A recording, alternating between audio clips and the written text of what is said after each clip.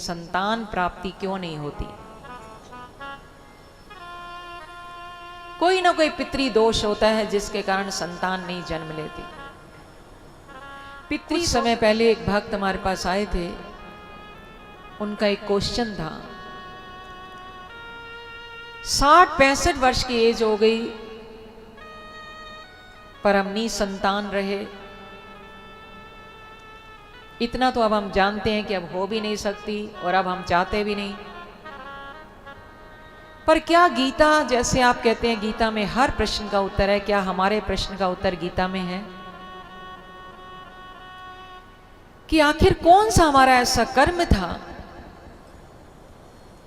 जिसके कारण हम निसंतान रहे?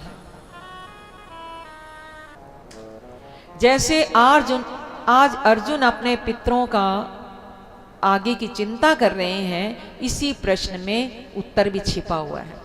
संक्रो नरकायैव कुलग्नानां कुलस्य च पतन्ति पित्रो हेषां लुप्त पिंडोदक क्रिया।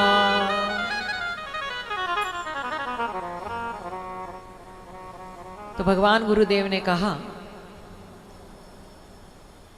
किसी जन्म में जिस जीव ने अपने पितरों के निमित्त श्राद्ध तर्पण आदि नहीं किया होता,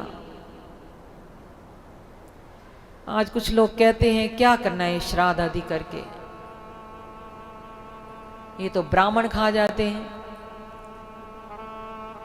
क्या हमारे पूर्वजों तक पहुंचता है हमारा किया हुआ श्राद्ध? क्या हमारा किया हुआ अपने पूर्वजों के प्रति जो हम श्राद्ध तर्पण आदि करते हैं, क्या वहां तक पहुंचता है? क्यों करें हम?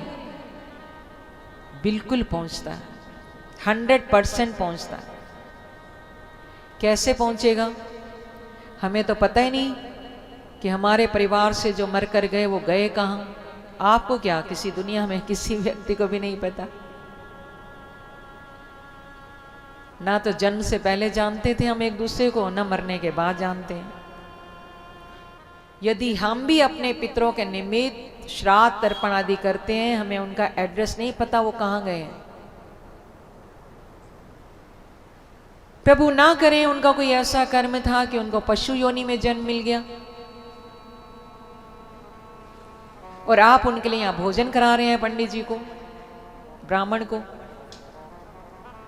तो भगवान उसी योनि का आहार बनाकर वहां तक पहुंचा देते हैं।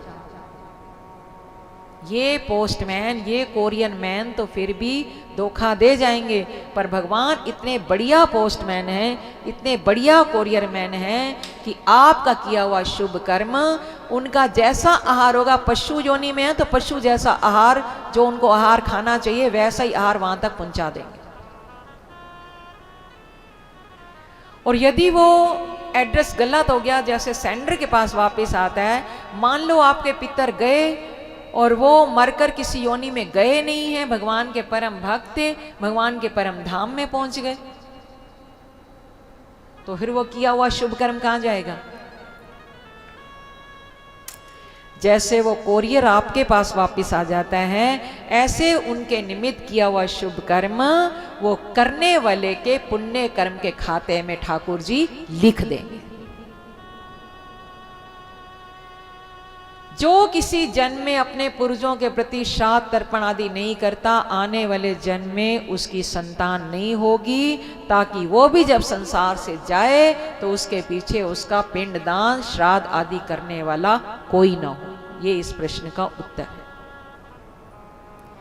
इसलिए सनातन धर्म को मानने वाले श्राद्ध तर्पण आदि जरूर करने चाहिए, करते रहना चाहिए।